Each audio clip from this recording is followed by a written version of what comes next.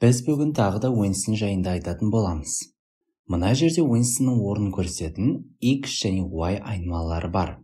Осыларды пайдаланып, Уинстонды оңға, солға немесе жоғары төмен жылжытсақ болады. Керемет. Мен бұларды бастапқы мәндері 200-де 200 деп қояйын. Енді бұл бағдарламаның қалай іске асып жатқанына бір шолу жасайық. Ең бірінші мына жерде көз өлшемін көрсететін i-size айнымалысы бар. Осылайша көздің биіктігі мен ені 40 пиксельге тең. Одан кейін бет пішінінің центрін көрсететін X және Y айнымалысын алдық. Міне, осыларды пайдаланып, мына жердегі үлкен сары шеңберді сызып алдық. Ал келесісінде көздері осы X және Y мәндеріне салыстырмалы түрде анықталған. Мысалы, міне, үлкен эллипс центрінен солға қарай 50 пиксельге жылжып тұр. Ал мынау центрдің оң жағына 100 пиксельге жылжып тұр. Керемет. Осылайша Уинстонды орнынан жылжыта аламыз. Бірақ мен айнымалылар арқылы Уинстонның бет пішініне бұдан да көп нәрселер жасағым келіп тұр. Алдымен мына бағдарламада айнымалы ретінде сақтауға болатын мәліметтер бар ма екен? Қарап көрейік. Ол үшін мен әрбір код жолын қарап, қатты кодталған сандарды іздеп көрейін. Немесе басқаша сөзбен мұны айнымалы немесе айнымалы мәніне тәуелді емес сандар десек болады. Мысалы, мына жерде 300 және 300 деген ені мен биіктігін көрсететін сандар тұр. Бұларды жаңа айнымалы жариялап, соған сақтап көрейік. Мысалы, face size деген айнымалы болсын. Жақсы. Және осыны жазайық. Келесі эллипске қарасақ, параметрлері айнымалы немесе айнымалыға тәуелді. Сол үшін мұны осылай қалдырайық. Енді ең соңындағы эллипс, алғашқы екеуі X және Y айнымалыларына тәуелді, ал қалғандары 150 және 150 деген сандар. Сол үшін бұларды mouse size деген айнымалыға сақтайық.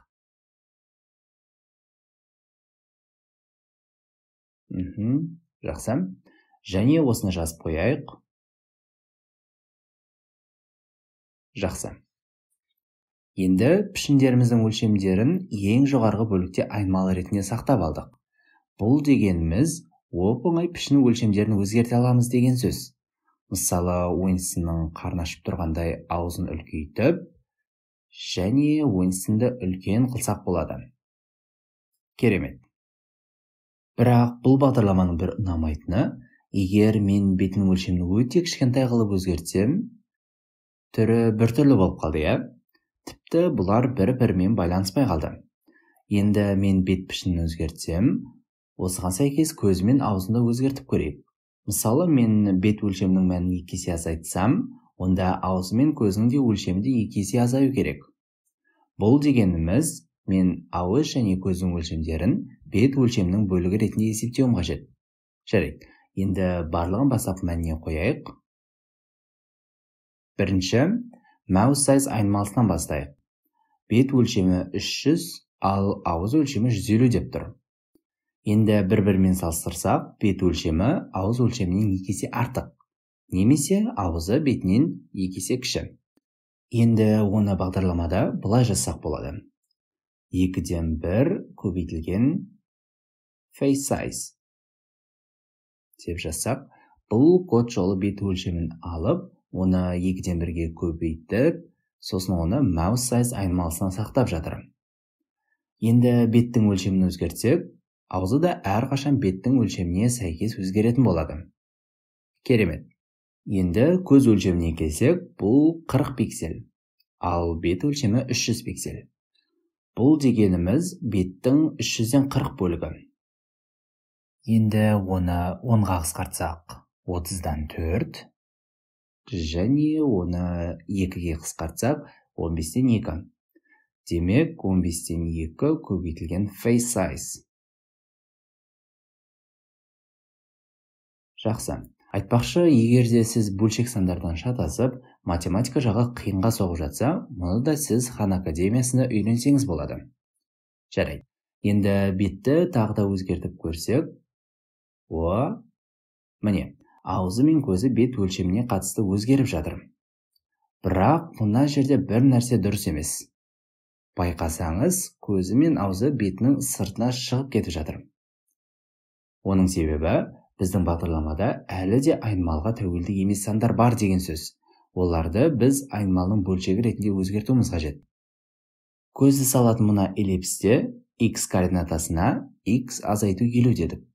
Бұл тіпті біз бет өлшемін 50-ден төмен қылсақ та, бұл әрқашанда бет өлшемінен 50-ге кем болады. Бұл деп отқанымыз кей кезде көзі беттің сыртында орналасуы мүмкін деген сөз. Демек, бұл x азайту беттің қандай да бір бөлігі болу қажет. Оны біз осыған дейін анықтағандай есептейік 300 және 50. Демек, бұл 6-1 көбейтілген face size. Деп жазсақ, келесі 300 деп тұр, мұны да 6-1 деп өзгертейік. Ал мынау 100 дейді, демек бұл 3-1 көбейтілген face size.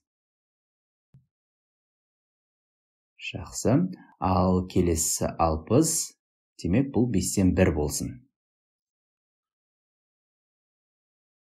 Жақсы.